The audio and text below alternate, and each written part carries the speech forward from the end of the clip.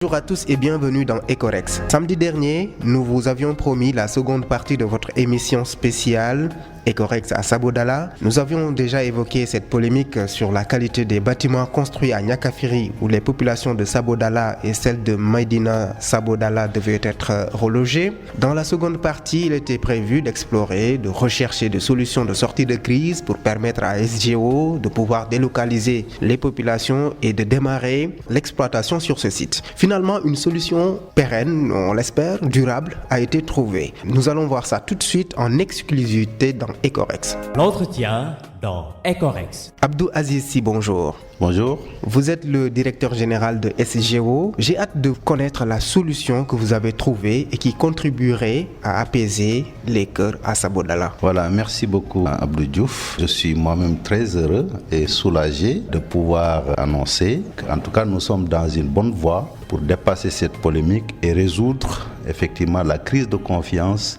qui a existé entre notre société SGO et les populations des villages de Sabodala et Médina Sabodala relativement au projet de recasement de ces populations dans le site de Lameng pour accéder à l'exploitation du gisement de Niakafiri. Ce qui s'est passé, le gouverneur de la région de Kédougou, effectivement, après l'impasse dans laquelle on se trouvait depuis quelque temps, a organisé une mission de la Commission régionale de protection civile sur le site de recasement de Niakafiri. C'était le mercredi passé. Cette commission a regroupé les services techniques départementaux et aussi l'administration territoriale, y compris des représentants des populations, en particulier les jeunes du village de Sabodala. Et avec aussi nous-mêmes, nos représentants techniques, on a visité le site de recasement. Bon, effectivement, on a pu constater les malfaçons. Tout ce que les jeunes disaient aussi, il y a une grande part de vérité, nous-mêmes on l'a constaté. Et ça a été suivi par un forum de réconciliation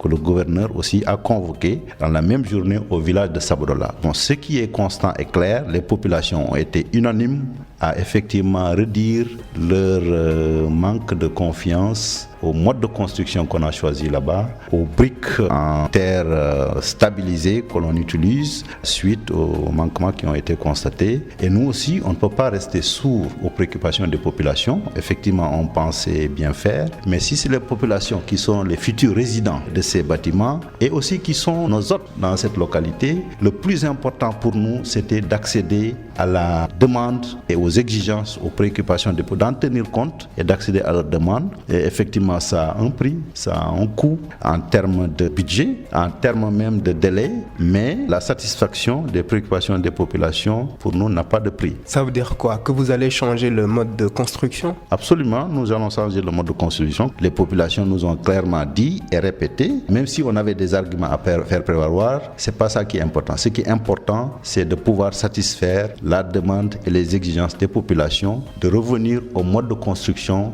qu'ils connaissent mieux, sur lequel ils ont confiance. Ils ont confiance en mode de construction mieux connu d'ailleurs au Sénégal, qui consiste à utiliser des briques en ciment, les parpaings, et aussi avec des semelles, ainsi de suite. Ça, c'est très technique, je ne vais pas rentrer de détail. En tout cas, ce qui est retenu, c'est que ce que les populations souhaitent, en quoi elles ont confiance, c'est ce que nous, maintenant, nous avons décidé de faire. Effectivement, il y a des coûts supplémentaires, il y a des délais supplémentaires, mais nous allons nous organiser. Justement, lors de ce forum-là, vous aviez dit aux populations et aux autorités administratives que cette décision dépendait de vos supérieurs. Ils ont finalement donné leur avis. Bon, je ne l'ai pas dit comme ça. J'avais dit que j'avais besoin quand même de validation pour pouvoir évaluer. Parce que dans tous les cas, si les populations l'ont exigé, et c'est des exigences aussi qui sont raisonnables, qu'on peut comprendre, parce que les populations pensent au futur, aux améliorations. On est en train d'y travailler, mais effectivement, c'est la décision qu'on va prendre parce que c'est très important de donner suite et satisfaction aux exigences des populations. C'est ce qu'on va faire. On n'a pas fini l'évaluation, comme je l'ai dit, parce que ça dépendait de cette évaluation. La satisfaction des besoins de population n'a pas de prix.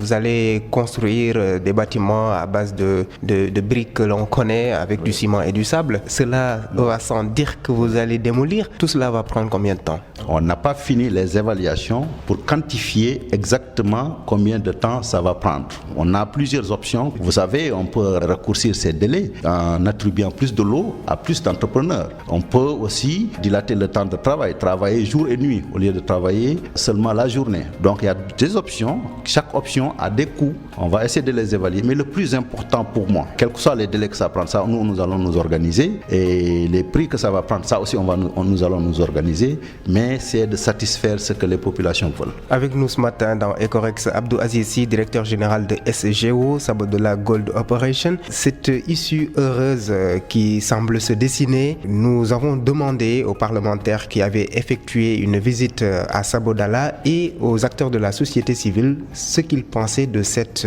nouvelle donne. Demba Babel Sow, député de la diaspora, membre du réseau des parlementaires pour la bonne gouvernance des ressources minérales, j'en suis le premier vice-président. Ce qui importe, c'est ce que ça rapporte aux populations. Maintenant, une solution heureuse a été trouvée, que cela serve d'exemple dans notre pays, à tous les niveaux, à tous les niveaux. Parce que nous sommes un pays de foi aussi, même si on dit qu'il y a 95% de musulmans et les autres, mais nous sommes un pays de croyants, peu importe la religion. À partir de cette base de foi, on peut discuter, on peut dialoguer, on peut arriver à des solutions, on peut s'écouter. Et c'est ce qui s'est passé à Sabodala. Vous avez vu comment on a écouté les jeunes, les sages, les femmes, et comment eux en retour nous ont écoutés. Quand on a fait des propositions, ils sont revenus en disant aucune autre proposition ne sera acceptée par nous si ce n'est qu'ils acceptent nos conditions posées. Alors maintenant, l'administration a fait preuve de responsabilité, les populations ont fait preuve de responsabilité, les parlementaires ont fait preuve de responsabilité. Et dans ce cadre-là, si chacun assume ses responsabilités, des solutions sont trouvées et c'est le cas.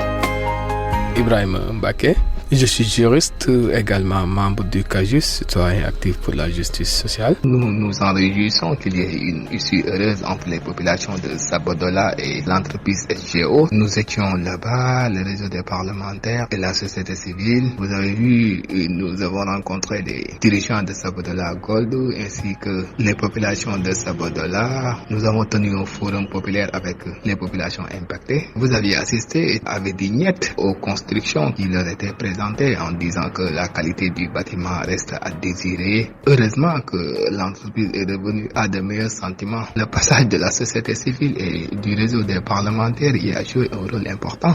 Nous avons rencontré d'abord les dirigeants de Sabodala, ensuite les populations et nous avons pu faire de notre mieux pour sensibiliser surtout les populations de Sabodala.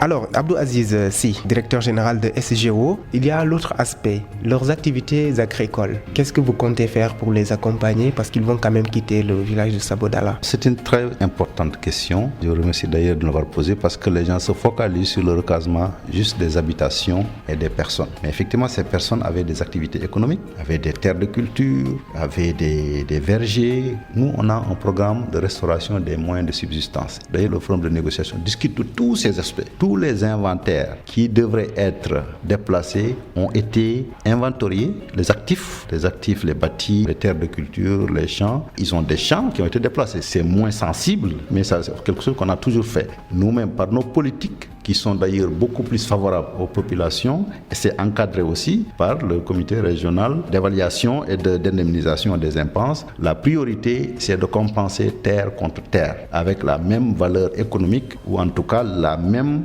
qualité de sol. Ceux qui avaient des vergers qui commençaient à produire, comment vous allez faire avec ces gens-là? Si on doit l'arrêter, on leur attribue des terres, on compense la valeur économique qui est perdue. Et même au plus supérieur, il y a des barèmes qui sont fixés par la commission départementale d'évaluation des impenses et ils sont indemnisés par rapport à ça. Et on trouve aussi des terres de remplacement avec des semences, des accompagnements. Et Dieu merci d'ailleurs, dans cette zone, il y a suffisamment de terres qui peuvent être utilisées pour donc continuer ces activités, que ce soit l'agriculture, que ce soit donc l'arboriculture ou bien l'horticulture pour ce qui concerne des arbres fruitiers ou toute autre activité, y compris même d'ailleurs ceux qui avaient des commerces dans le village, parce que l'objet c'est ça. Quand on demande aux populations de se déplacer, c'est pour améliorer en tout cas leur situation et nous sommes dans cette dynamique, mais en tenant compte de ce qu'ils préfèrent. Merci beaucoup Abdou Aziz Sy. Je vous en prie. Directeur général de SGO Sabodala Gold Operation. Dans Ecorex, vous aurez l'occasion de suivre cette affaire Sabodala. Vous ne manquerez absolument rien de ce processus. Merci d'avoir été avec nous ce matin, Abdou Aziz Sy. Ecorex, les rendez-vous. Notez dans vos agendas que M. Ousmane Cissé, ancien directeur des mines et de la géologie, soutiendra sa thèse ce matin, une thèse sur l'évolution du droit minier sénégalais de l'ordre colonial au XXIe siècle. Ce sera donc à l'université Cheikh Anta Diop de Dakar ce samedi. Comme directeur de cette thèse, le professeur Ismaïla Madior Fall, ancien président de l'ITIE notamment. Vous pouvez réécouter cette émission sur rfm.sn.